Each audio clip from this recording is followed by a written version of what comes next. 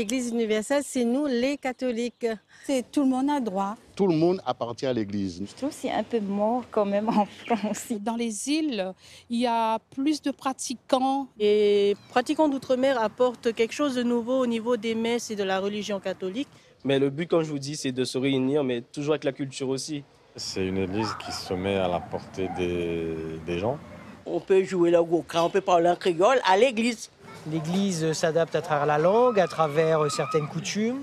Il y a toujours une petite influence du local sur l'universel. L'église est plus proche du peuple. Tous les chrétiens ont la même pensée. L'église est très importante aujourd'hui pour avoir la paix dans le monde entier. Parce que tant qu'il y a de la foi, il y a de l'espoir. Voilà.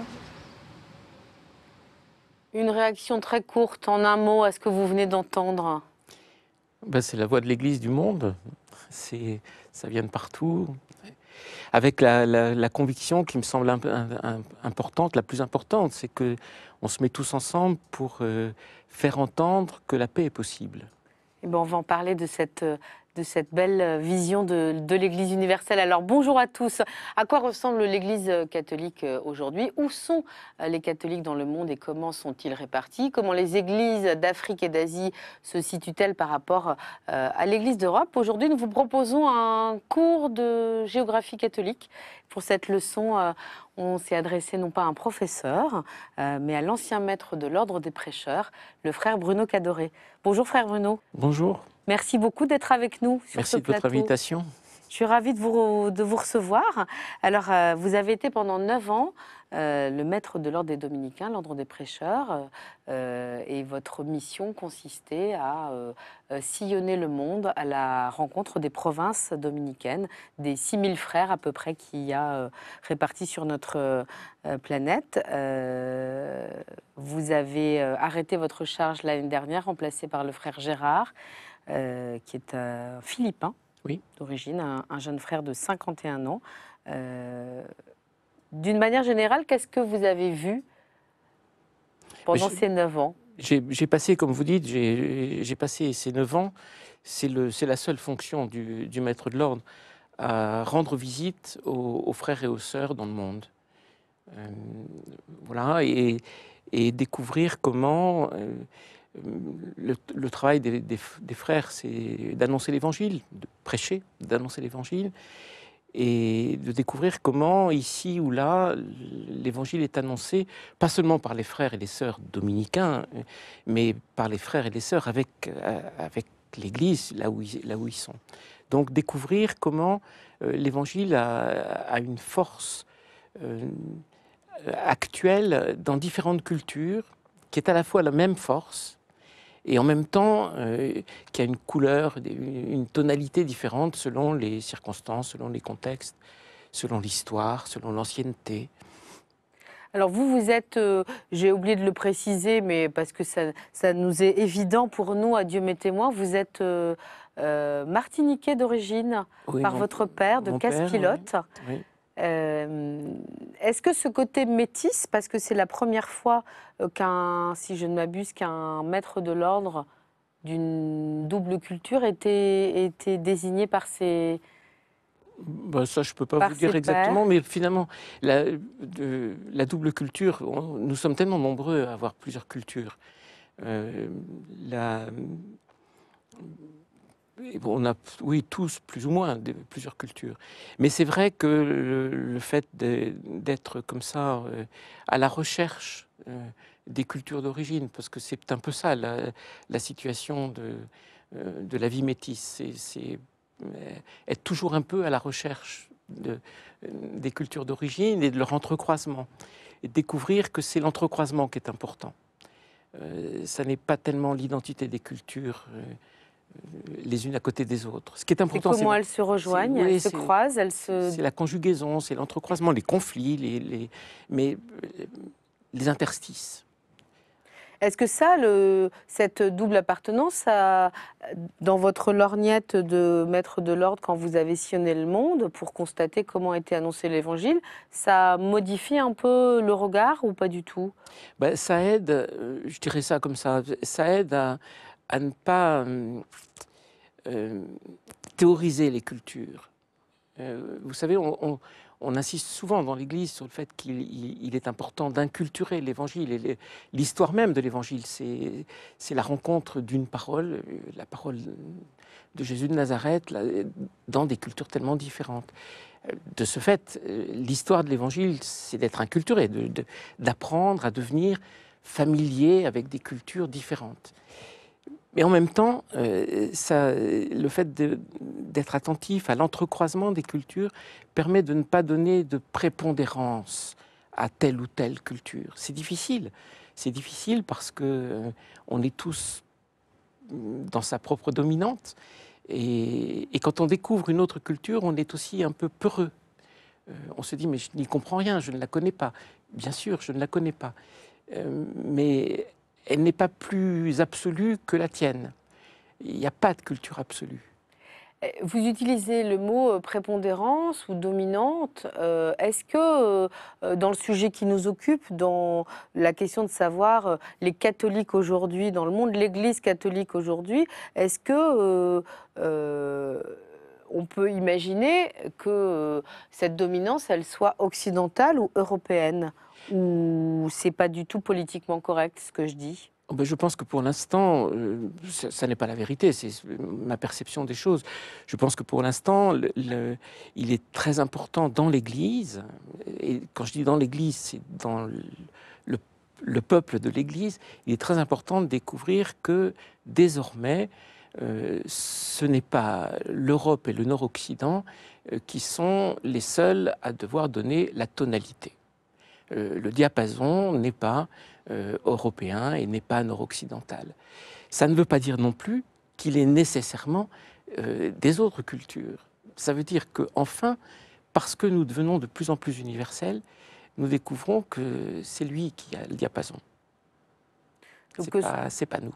Mais pourtant, ce diapason, pour reprendre votre expression, pendant longtemps, l'Église d'Europe a été très normative par rapport aux églises dites nouvelles par leur âge, comme les églises d'Afrique ou les églises d'Asie. Avant d'être normative, elle a engendré. Alors, elle a engendré comme on le fait tous. Quand on prend une initiative, on prend l'initiative. Et du coup, on pense qu'on est assez important, et c'est pas faux. Ce n'est pas faux. C'est important d'aller quelque part et de dire, tiens, vous connaissez pas Jésus, je vais vous le présenter. Alors, je vais vous le présenter comme je le connais, bien sûr. De ce fait, l'Église européenne, particulièrement, qui a pris l'initiative de l'expansion, a fait connaître Jésus tel qu'elle le connaissait, le célébrait, l'aimait, le découvrait, le trompait, ou se trompait à son propos. Donc elle a fait ça. La dominante de l'expansion a habité l'expansion de l'Église, évidemment. La question aujourd'hui, c'est de découvrir comment, finalement, le peuple ecclésial, en s'élargissant, en élargissant sa tente, progressivement découvre que la compréhension de cet ami qu'est Jésus change un peu. Change un peu parce que je le vois depuis les tropiques, je le vois depuis le Nord, je le vois depuis une culture technoscientifique, ou je le vois depuis une culture rurale, et je ne le vois pas de la même manière. Pourtant, c'est la même personne. Ah, c'est la même personne, et nous sommes le même corps. Et donc, c'est intéressant que des membres du même corps disent « Mais toi, tu sais, tu vois la tête comme ça, mais moi, je la vois autrement. » Et nous allons constituer ensemble ce corps. C'est des regards complémentaires pour enrichir finalement ce corps? Mais c'est des regards qui permettent à tous les autres membres, si je suis un membre de ce corps, qui permettent à tous les autres membres de découvrir quelque chose qu'ils vivaient et qu'ils ne connaissaient pas. Alors, je vous interromps, on va faire une petite pause de données chiffrées. Je sais que ce n'est pas votre truc, les chiffres, mais pour nos téléspectateurs, ça dit aussi des choses, parce que aujourd'hui, les catholiques, où est-ce qu'ils sont répartis dans le monde, et nos églises d'outre-mer aussi, qui contribuent beaucoup à cette répartition géographique, ont des choses à dire. On fait une petite pause donc, avec ce module, et on en reparle juste après. Notre planète compte aujourd'hui 1,3 milliard de catholiques, soit 17% de l'humanité. Un chiffre en légère augmentation grâce notamment à l'Afrique et à l'Asie. L'Europe est la seule à avoir un taux de croissance quasiment nul. Elle représente pourtant un quart de la population catholique mondiale. Et la France dans tout ça? 53% des Français se déclarent catholiques, pourtant, seuls 5% disent aller régulièrement à la messe. Un chiffre tout autre pour les croyants d'outre-mer, beaucoup plus pratiquants. Mais alors, où sont-ils ces milliards de catholiques? On pourrait faire comme le pape François ou le frère Bruno, parcourir la planète à la recherche des cathos. L'année dernière, le pape a effectué 7 voyages apostoliques dans 11 pays. Une chose est sûre, dans le trio de tête, existe la vieille Europe, pourtant matrice historique de l'Église. Sur la première marche se trouve le Brésil, avec 172 millions, soit 15% du catholicisme mondial. Puis juste derrière, le Mexique, avec 111 millions de croyants. Et enfin les Philippines, avec 84 millions, c'est le seul pays de toute l'Asie à prédominance catholique, avec plus de 80% de la population. À l'avenir, c'est vers le continent africain que nos regards vont se tourner. Les églises d'Afrique, nouvelles par leur jeune âge, auront leur mot à dire à l'Europe qui doucement se sécularise et se déchristianise, jusqu'à peut-être devenir une petite province de l'Église catholique. Alors derrière la réalité numérique, il y a aussi la vitalité des catholiques dans le monde. Je m'adresse aux médecins aussi que vous êtes. Si on pouvait poser un diagnostic sur cette vieille dame qui est l'Église catholique d'Europe, qu'est-ce qu'on pourrait dire? Est-ce que l'Église catholique va bien? Moi, je pense que elle a la capacité d'aller bien. Un médecin ne se pose pas seulement la question de savoir si la personne va bien ou va mal. La question, c'est quelle est la capacité de santé. Et pour ça, il faut se demander les petits groupes et les petits groupes catholiques. Et les petits groupes catholiques en France, est-ce que nous allons nous vivre comme des résidus, ce qui reste? Ou est-ce que nous allons nous vivre comme ce qui est décrit dans la Bible, le petit reste, qui est aussi petit qu'un grain de moutarde et qui donne un arbre avec des fleurs pour tout le monde? Et c'est ça la question, au fond. Et souvent, on a un point de vue qui est tellement numérique qu'on place la vitalité au mauvais endroit. Vous voyez, par exemple, nous avons dans l'ordre élu le frère Gérard, qui est le maître de l'ordre désormais, et beaucoup de Français disent « Ah, il vient d'ailleurs, il vient de la périphérie. » Il vient, on l'a vu, numériquement, de là où il y a des catholiques. Et la question n'est pas une question de nombre, mais vraiment de la fécondité. Et de ce point de vue, quand on regarde l'Église, et pour répondre à votre question, l'Église va-t-elle bien ou pas? Quelle est sa capacité de santé? Quelle est sa capacité de fécondité? Dans quelle mesure pouvons-nous résister à la crainte de voir tout disparaître, la crainte de l'effondrement, les églises qui sont vides? Là, on parle de l'Église occidentale. Ou de l'Église de France? Oui, de l'Église occidentale, beaucoup de pays en Église occidentale, en Europe. Mais la question, c'est de voir, dans ces petites églises, même quand elles sont peu nombreuses, il y a aussi une capacité de fécondité, il y a aussi une capacité de dynamisme et de vitalité. Et c'est ça qui est important, parce que cette capacité de vitalité, elle est porteuse de l'avenir. Et pour ce qui est du Nord-Occident et particulièrement de l'Europe, elle est aussi porteuse de l'histoire. Et il me semble qu'un des grands défis des églises anciennes, si je peux dire comme ça, c'est de ne pas oublier qu'elle a aussi à transmettre la fécondité de l'histoire. De l'histoire, avec l'histoire de ce qu'elle a été, de ce qu'elle a fait, l'histoire de ses erreurs, l'histoire de ses fautes, l'histoire de ses échecs, l'histoire de ses reprises. Ça fait partie de la vitalité du germe. Mais alors du coup, effectivement, cette relation-là, en tout cas cette capacité à apprendre, elle va dans les deux sens. C'est-à-dire qu'elle a ce devoir d'apprendre aux autres, mais aussi, là on l'a vu, alors quand on dit dans le sujet que nos regards vont se tourner vers l'Afrique, c'est parce que, effectivement, ou l'Asie, c'est parce que numériquement, encore une fois, il y a un terreau de vitalité, ou en tout cas, il y a un potentiel de vitalité absolument incroyable. Et du coup, qu'est-ce que l'Église historique à apprendre de ces églises, de ces jeunes églises? Eh bien, elle a à apprendre... Sans être que dans la leçon de l'histoire. Elle a à apprendre une dimension de la vitalité et de la joie de l'Assemblée, de la communauté. Ça, je pense que c'est un enseignement très important.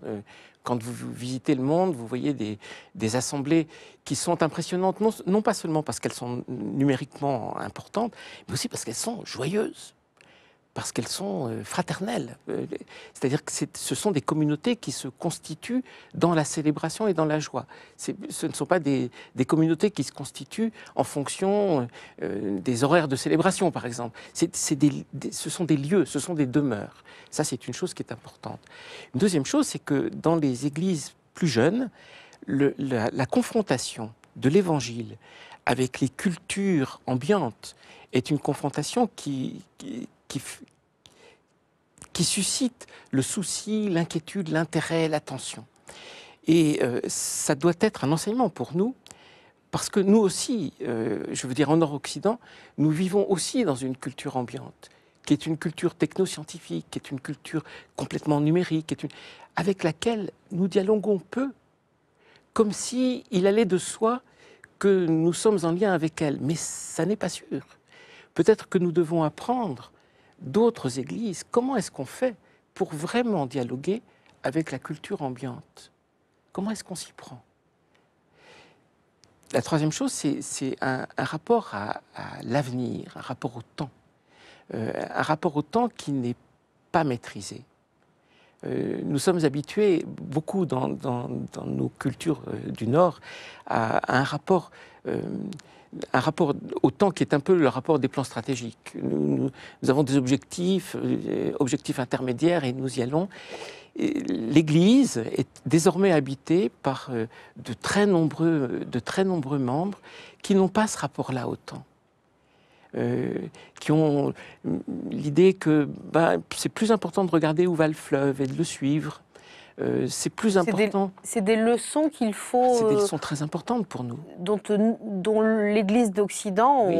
appelons-la de cette façon-là, doit se nourrir. Très important pour nous. Je suis assez convaincu que dans les lieux où l'Église a été très importante, numériquement, où elle est aujourd'hui en décroissance, où elle a peur, l'objectif pour elle ne doit pas être de retrouver une affirmation forte de son identité. Ça doit être de retrouver la bienveillance du temps. Les choses se passent, elles se passent sans nous, mais ça ne veut pas dire qu'elles ne peuvent pas se passer avec nous, à condition que nous n'ayons pas la prétention d'avoir réponse à tout avant d'avoir entendu les questions. Donc il nous faut redevenir familiers de nos contemporains. Nous avons longtemps pensé, dans le Nord-Occident, que tout le monde était familier de l'Église. Ça n'est plus vrai. C'est à l'Église, désormais, de redevenir familière de son temps, familière de ses contemporains, amie, en quelque sorte. Donc ça veut dire accepter cette inexorable ou lente déchristianisation et sécularisation pour se remettre au niveau des contemporains, pour leur dire que votre environnement religieux chrétien n'est plus ce qu'il était et on va devoir composer avec et s'adapter. C'est ça que vous dites? Il y a un petit côté un peu pessimiste dans votre formulation. Oui. Il faut, peut-être qu'on peut le prendre autrement, il faut saisir ça comme une chance. C'est une chance. C'est une chance de redevenir une semence. C'est une chance. Et cette semence, il faut qu'elle découvre sa terre. Donc, comment il faut aujourd'hui qu'on apprenne donc, il faudrait qu'on apprenne à annoncer le Christ différemment. Il faut entrer en conversation avec les gens. S'asseoir autour de la table. S'asseoir, aller voir, s'installer, visiter, écouter, mais pas seulement écouter et converser, et découvrir comment l'approche l'approche de la réalité, l'approche du monde, permet de nous redonner de nouveaux mots pour parler de cet ami qui s'appelle Jésus. Peut-être que nous avons à réapprendre comment le présenter, comment parler de lui. Et en fait, ça ne va pas être trop difficile parce qu'il est déjà avec eux. Il faut juste trouver un moyen, un canal, un vecteur. Oui. Alors de ce point de vue, je pense que dans les églises anciennes, par exemple l'Église de France, les croyants qui viennent des entremondes, les croyants qui viennent des territoires d'outre-mer, peuvent aider beaucoup l'Église, parce qu'eux aussi sont en temps de déplacement.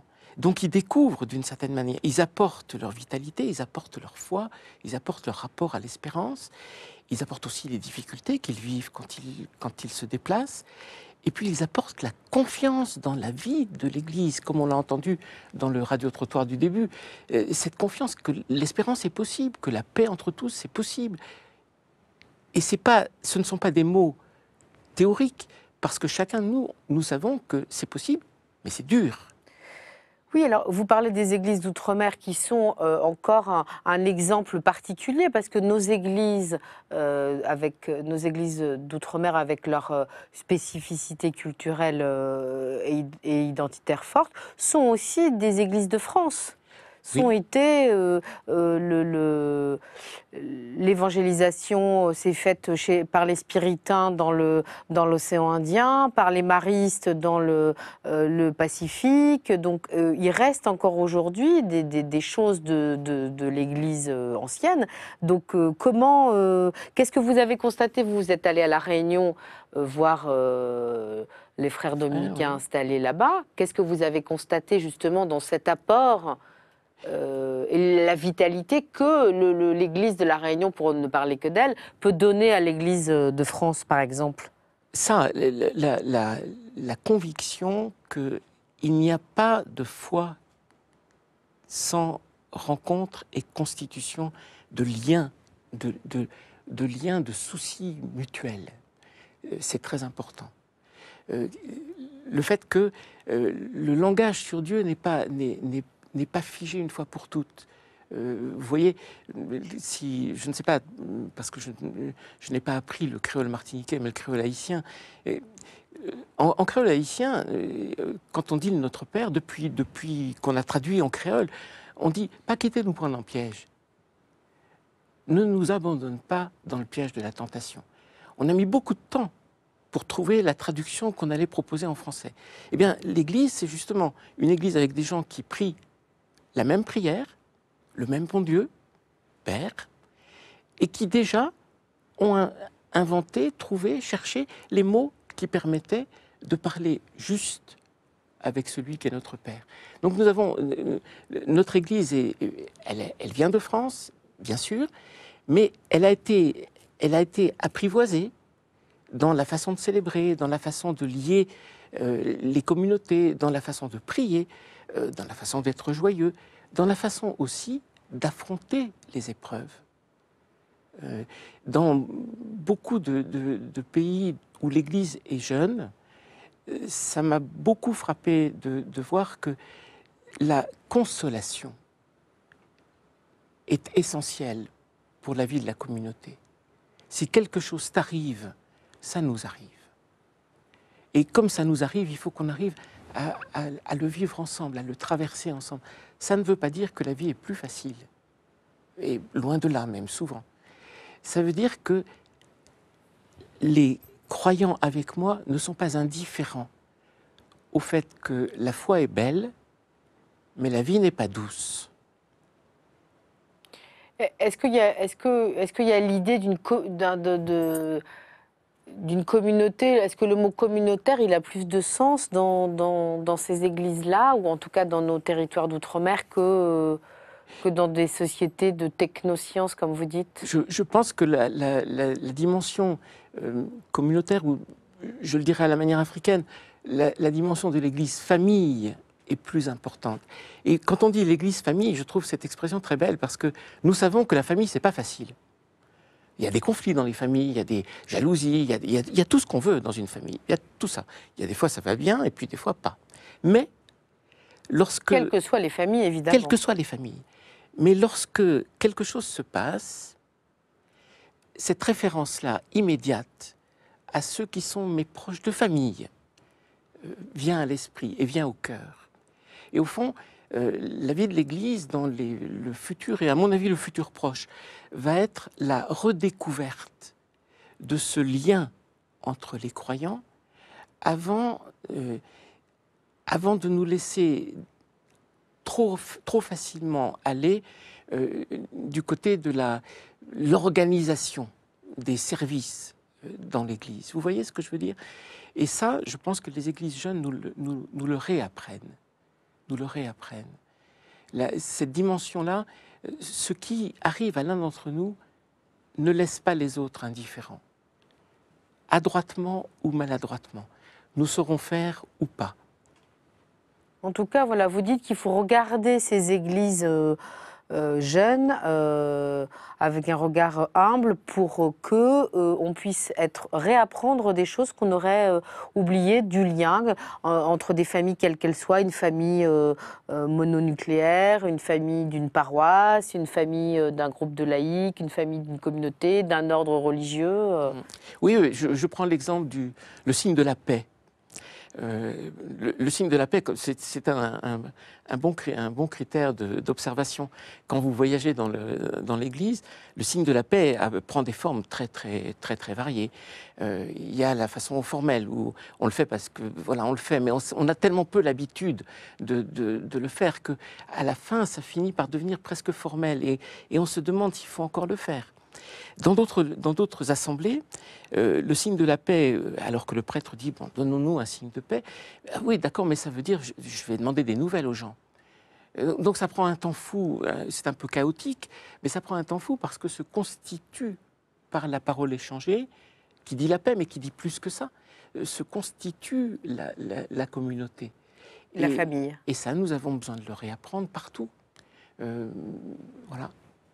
Donc il faut retourner dans nos paroisses d'outre-mer pour revivre toute la ferveur qu'il y a dans ce signe de paix, pas uniquement de façon formelle. Enfin... Oui, mais je pense que c'est juste de dire le monde n'est pas en positif ou négatif, réussi ou échec. Nous sommes tous des réussites et des échecs, tous ensemble. Nous sommes tous ensemble. Et dans ces petites églises qui semblent être en décroissance, celle de France par exemple, il y a de magnifiques communautés. Il y a de magnifiques choses. Il y a de magnifiques résurgences de l'attachement à la Bible. Donc il ne faut pas penser... Il y a moins de monde dans les églises. D'accord. Peut-être qu'il y a trop d'églises, bâtiments. C'est peut-être tout simplement ça. Donc s'il y a trop d'églises, bâtiments avec moins de croyants, il y a moins de monde dans les églises. Mais vous le visitez, le jour du Seigneur le fait beaucoup et le fait faire au peuple de France. Quand on découvre ces communautés sont magnifiques. Donc finalement, il faut peut-être prendre une décision d'arrêter de se plaindre de ce qui ne va pas. C'est déjà bien suffisant de vivre la vie avec ce qui va et ce qui ne va pas en même temps. Donc voyons ce qui va plus que ce qui ne va pas. Voyons les deux ensemble en montrant que c'est la vie. Exactement. Alors on va arriver à la fin de cette émission. Je voudrais juste prendre 2 minutes pour rappeler à ceux qui n'ont pas eu la chance de lire votre livre avec lui, écoutez L'envers du monde, paru aux éditions Cerf. Vous racontez aussi un petit peu comment il faut redire, annoncer l'Évangile, quel que soit l'endroit où nous nous trouvons, grâce à Jésus. J'ai une dernière question à vous poser, c'est la tradition sur ce plateau. Si vous aviez la chance de rencontrer Dieu, là, maintenant, tout de suite, sur ce plateau, qu'est-ce que vous aimeriez qu'il vous dise? Je pense que, à tout un chacun, mais c'est comme ça que je le vis moi-même, il me demandera des nouvelles de mes frères. Merci beaucoup, en tout cas, d'avoir partagé avec nous ce moment. Merci à vous tous de nous avoir suivis. Je vous retrouve avec beaucoup de plaisir la semaine prochaine.